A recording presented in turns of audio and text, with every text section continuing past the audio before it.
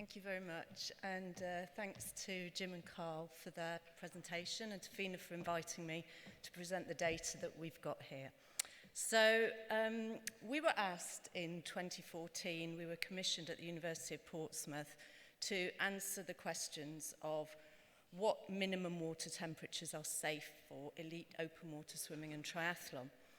I'm going to present to you the research study we did, the methodology, and the data that we came up with as a result of that, and the conclusions we came to. So the questions we were asked specifically, and apologies for just reading these out, but they're quite important. What is a physiologically safe lower water temperature for elite endurance swimming? And we're looking quite specifically at Olympic marathon swimming. What's the relationship between low water temperature and the duration of endurance swimming? What are the individual athlete parameters that affect the ability to cope with cold environmental factors, such as sex, age, body fat percentage, experience? Are athletes able to reliably assess comfort and perceived stress that mirrors physiological responses? So the same question that Jim and Carl were answering. Do athletes know when they're cold? In the water temperature, skin temperature tends to clamp to water temperature, so that's an interesting question. What's the effect of ambient temperature and wind chill on the comfort and physiological demands of the athletes? And what's the physiological benefit or protection offered by a competitive swimming wetsuit? So it's quite distinct when we're looking at cold water. We're not looking, like Jim and Carl were, at how well athletes can cool down. We're looking at how well they can protect their deep body temperature and their ability to swim whilst in cold water. So before I talk about the research that we did, I'm just going to talk a little bit about the physiology, the things we already know about immersion in cold water, and particularly about the difference between just immersion in cold water and swimming in cold water. So, a little diagram for you here. There's a lovely picture on the right of your screen, which is a picture of afferent nerve endings, free afferent nerve endings in the skin. Now, every one of those nerve endings has cold receptor channels on it. And a couple of things you might notice. Firstly, there are a lot of those nerve endings. And secondly, they're very close to the surface of the skin, between the dermis and the epidermis. So they're close to the surface. That means your cold response when you enter cold water can be very rapid. And there's a lot of them, and that means the response can be quite dramatic. We can get quite a big response from entering cold water. So those cold receptor channels are obviously activated by the cold. The afferent signal is then detected in the hypothalamus of the brain, and that triggers a release of noradrenaline, that's norepinephrine for those of you who aren't from the UK, as a neurotransmitter. Now, a massive release of noradrenaline or norepinephrine, cold shock is what we call that. It activates the sympathetic nervous system. The first response is a massive gasp. You all know that feeling. You've stepped in the cold shower rather than a hot one, or you've jumped into some cold water. It's a bit colder than expecting. And that's followed by uncontrollable hyperventilation. The heart rate rises and the vasoconstriction leads to increased blood pressure. Now that cold shock response actually only lasts for between 1 and 3 minutes. And as that cold shock response decays, what you get is an ongoing response to the cold. Your body wants to protect that core temperature. So vasoconstriction increases, improving the insulation of the core, and you start producing more metabolic heat, mostly by shivering. So what is different about cold water swimming? That's what happens when we go into the cold water. Why is swimming any different? So we have a nice, rather simplified model of a person here. You've got the core in red, surrounded by muscle, fat, and skin. Now, as we just said, vasoconstriction will reduce the blood supply to the muscle, the fat, and the skin. That gives us a nice insulative shell around the core where there's not much blood going on. When we swim, we get into the water. First response, cold shock. Now, I don't know about you, but a gasp and uncontrollable hyperventilation doesn't help my swimming ability one little bit. So that's not a great start, but as the cold shock decays, we start losing heat from the body through conduction.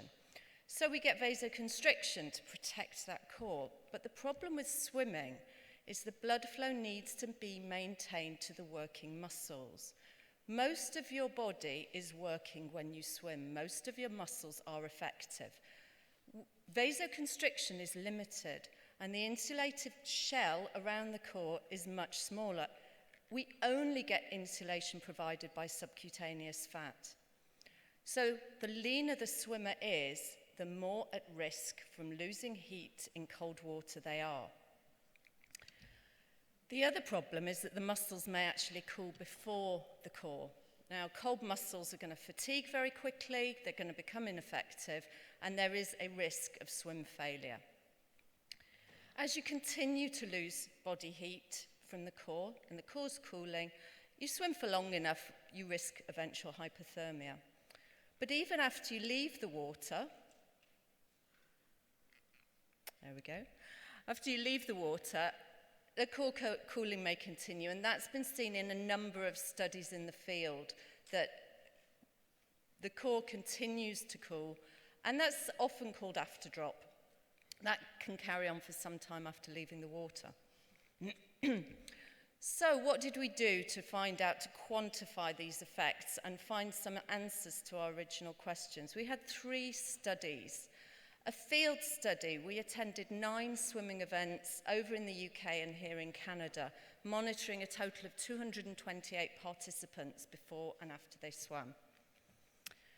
There was a laboratory study which was triathlon specific, with 12 very lean competitive triathletes completing a swim, transition and bike in the lab over 5 different conditions. And we had a swim laboratory study which was specific to marathon swimming. 12 competitive swimmers swimming for 2 hours in a lab flume with water temperatures from 14 to 20 degrees.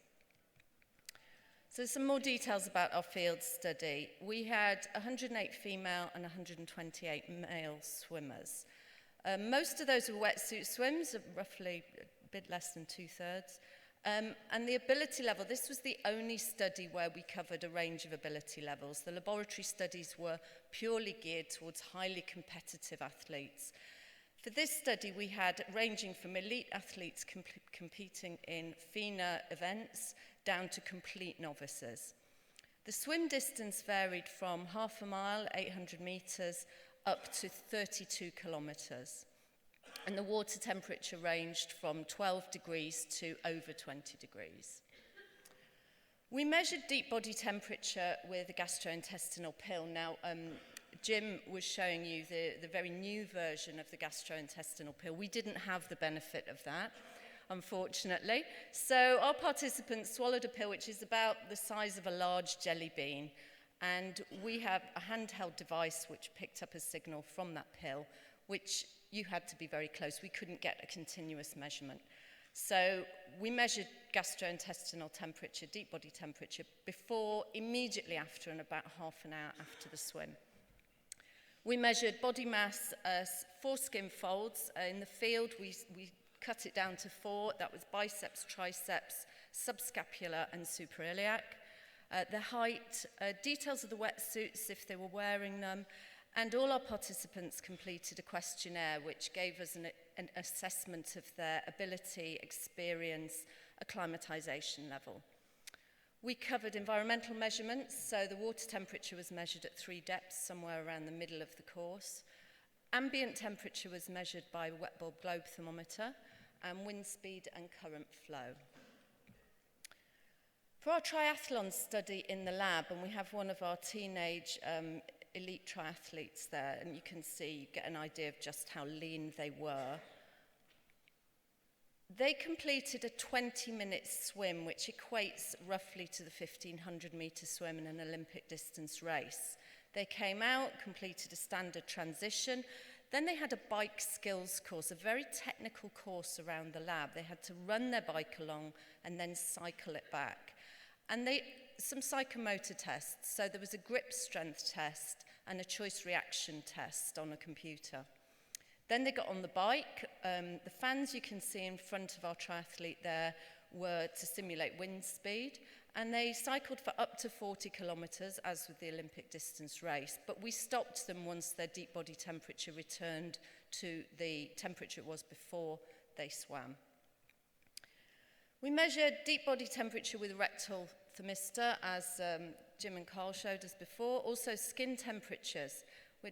We regularly asked them for their perceptions of cold and comfort, and we measured heart rate and oxygen uptake, that's VO2. Psychomotor performance and swim and bike performance were measured. 5 conditions. There was a 10, 12 and 14 degree swim with wetsuits and the 14 and 16 degree swim without wetsuits. That gave us a direct comparison of the impact of the wetsuit at 14 degrees for a 20-minute swim. For our marathon swim study, we had 2-hour skins swim, so non-wetsuit swim, followed by passive rewarming. That means our swimmers got out of the water, got dressed, maybe had a drink, but did nothing else until their deep body temperatures started to rise. That was, by the way, only if they finished the swim. Those who couldn't complete the condition were allowed to go and have a hot bath, which may have been an incentive for them to quit early, but we like to think they were far too competitive for that. Measurements taken, deep body temperature, rectal again, their perceptions of the cold, heart rate and oxygen uptake, and the swim efficiency. And the picture you see there is actually me trying to get a heart rate from this athlete. And if there's any manufacturers out there, I'd really appreciate improving the ability to take heart rates through the water, because it's, politely put, difficult. The conditions we used, there was 16 and 18 degree swims all our participants were in, and then depending on their responses to that, some of them swam at 14 degrees and some swam at 20 degrees. So our results. For the field study, 226 of 228 swimmers actually completed their swim. The 2 that didn't, one had breathing difficulties caused by asthma, and one was an elite swimmer who felt cold. In neither case, deep body temperature was an issue. 14 actually reached hypothermia, so that's the TGI less than 35 degrees, and that was either immediately after the swim or in that final check about half an hour later. 199 out of 228 displayed their lowest temperature in that final check, so around half an hour after they finished swimming. We found absolutely no influence of ambient temperature on deep body temperature. We did find, unsurprisingly, given the details I gave you before, thinner swimmers were more likely to cool than fatter swimmers, and skin swimmers cooled more than wetsuit swimmers. One interesting bit of data we came up with was that the elite swimmers in the study were significantly leaner than other swimmers in any other category.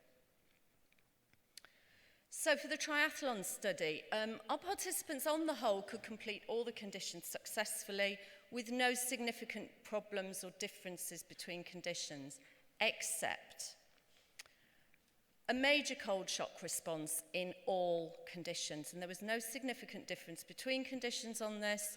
They displayed a massively increased heart rate on entry to the water in all conditions. And the 14 degrees skins condition was problematic for nearly all our participants. 2 were withdrawn because rectal temperature reached 35 degrees before the end of the swim. 1 participant completed the condition, but his deep body temperature never actually reached the pre-swim temperature after 40 kilometres of cycling. 4 were completely incapable of completing the bike course safely, so they either just didn't do it or they did it with their feet down the whole way. Their psychomotor scores were significantly worse in this condition than any of the other conditions, and the time to recover rectal temperature on the bike was longer than any other condition. And the problems in the 10-degree wetsuit condition, 10 degrees is cold. Only 3 of our participants were willing or able to complete the swim, either due to breathing difficulties that they couldn't control or headaches or general discomfort. So the graph here shows a fairly typical set of results for rectal temperature of one of our participants in all 5 conditions. Each one's in a different colour. You can see at the start his deep body temperature was around 37 degrees. He started the swim with slight increase or more or less level deep body temperature as the metabolic heat production increased from swimming before his core temperature started to fall at a fairly linear rate for all the swims. Now, where there's a little gap in the data, that's where we had to remove the wires for him to complete transition. And when it's plugged back in, that's when he's on the bike. So during that gap, during the transition period and the psychomotor test, you can see his deep body temperature is more or less falling at the same rate as it was during the swim. When he gets on the bike, it continues to fall before levelling off and rising fairly quickly due to the work rate on the bike. The one exception is that 14 degrees C skins condition, where his body temperature just continues to fall, and it's starting to level off towards the end of the bike and rise again. For the marathon swim study then, so 12 swimmers completed 16 degree and 18 degree Swiss swims. 6 of them actually completed that swim. 4 of them in the 16 degrees had to be withdrawn due to hypothermia, or they chose to withdraw just before we would have withdrawn them anyway. The ones that didn't finish, obviously those of you who can count will realise there's 2 missing from that. They chose to stop for other reasons, injury, fatigue, that kind of thing. And the mean time that deep body temperature continued to fall after the swim was 23.5 minutes, and it fell for an average of almost half a degree. In 18 degrees, the results are very similar. So although 8 completed the swim, 3 out of 12 had to be withdrawn or chose to stop just before we would have withdrawn them due to hypothermia. The continued fall lasted for nearly 17 minutes, but again fell for about half a degree. 20 degrees, we still had 1 swimmer who could not swim for 2 hours due to their deep body temperature falling too low. Very little continued fall after they get out of the water though. And this graph shows you the deep body temperature of all our participants in 16 degrees. You might be able to see there is a line at about the 2-hour mark. So most of the swimmers, you can see, swam for 2 hours. They have, just like our triathlete, a slight rise at the beginning and then a linear rate of fall for the rest of the swim. When they get out of the water, they're warming up. Initially, their body temperature actually falls at a steeper rate than it did while they were swimming before turning around and beginning to rise. Now you can spot the 4 swimmers that came out early quite quickly. Much steeper fall in deep body temperature. They were all stopped early. The reason their body temperature rises much quicker afterwards is because they were in a nice hot bath, while the others just had to get dressed and hang around. So it would be very interesting, I think, to know why those 4 were so different from the other 8. Well, what we found is that rate of change of fall in rectal temperature was more or less exactly correlated with a combination of their metabolic heat production, how hard they're working, how much heat they're able to produce, and the sum of skin folds, how much body fat they have. There was no influence of experience, acclimatization, or any other athlete parameters such as their sex or age. It was the same for men and women, and you can see here the graph of the correlation. So up the vertical axis, we can see the linear rate of change in rectal temperature, and across the horizontal axis is a combination of the heat production for the surface area and the sum of skin fold thickness. And we've got a more or less in orange, that's the 18-degree swim, and in blue, that's the 16-degree swim. Very close to a perfect correlation between the 2. So fundamentally, what we found is how hard you're working and how fat you are determines whether you cool or not, and by how much. The other interesting result we came up with was on our swimmers' perception of the cold. the best you could say for it is it's unreliable. Some of the swimmers were better than others. On the whole, the most acclimatized swimmers were the worst at telling when their deep body temperature was becoming dangerous. So back to our original questions. Now we have our data. What's a physiologically safe lower water temperature for elite endurance swimming? So realistically, for lean, elite level swimmers, both 16 and 18 degrees will cause hypothermia in under 2 hours, certainly for many swimmers. For a shorter swim, such as we see with a triathlete, 16 degrees C is possible. Bear in mind that swimmers are likely to be at their coolest after they've exited the water, somewhere around 20, 25 minutes after. What's the relationship between low water temperature and duration of endurance swimming? As you saw from all our graphs, swimmers follow a linear pattern of cooling. The longer the swim, the greater the fall in deep body temperature. The individual athlete parameters that affect the ability to cope with cold. Leaner swimmers are most likely to cool regardless of any other factors. It's more or less all about your body fat. Are athletes able to reliably assess comfort and perceive stress that mirrors physiological responses? No. In a word, some are better than others though. What's the effect of ambient temperature and wind chill?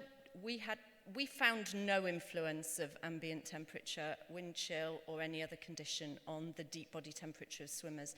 They're completely immersed in the water, so they're going to be losing heat to the water more or less regardless of other factors. And the physiological benefit and protection offered by a competitive swimming wetsuit. We do know that wetsuits provide protection against cooling. We can quantify that only where we compared 14 degrees, 20-minute swim with and without a wetsuit. We can't quantify it beyond that. If you want quantification, we'd have to look at further studies to say exactly how much for any given water temperature or time in the water. So as well as our answering the questions, we did leave with some recommendations for our funding bodies and for people organising events. So to reduce the risk from cold shock, athletes should have exposure to the water before swimming. That's particularly the case with a dive start and immediately before. And that's a lesson for coaches as well. Encourage your athletes to take advantage of that exposure where they have it. We didn't see a lot of swim failure in our study, but from experience we know it exists and it can happen very quickly. Safety cover needs to understand the signs of swim failure. For triathlons, we would be perfectly happy based on our data with elite Olympic distance triathlons held in water from 12 degrees with wetsuits. We would suggest that wetsuit use is compulsory below 16 rather than 14 degrees. For the simple reason that our athletes were not safe to ride a bike after they got out of the water at 14 degrees. For marathon swimming, a minimum water temperature of 18 to 20 degrees should be set for long-distance elite skin swimming. Now, that would be a compromise between safety and the ability to run events. At 18 degrees, our athletes were more or less as likely to become hypothermic as they were at 16 degrees. And aftercare. So swimmers should be supervised after events and offered advice and facilities for safe rewarming. The events we went to, facilities were varied. Coaches and swimmers should understand how to safely rewarm after swimming events. So a huge thank you to our funding bodies, to the team of field data collection volunteers, some of whom you can see there, all our participants, which was a lot, and particularly those bodies who funded us. Thank you very much.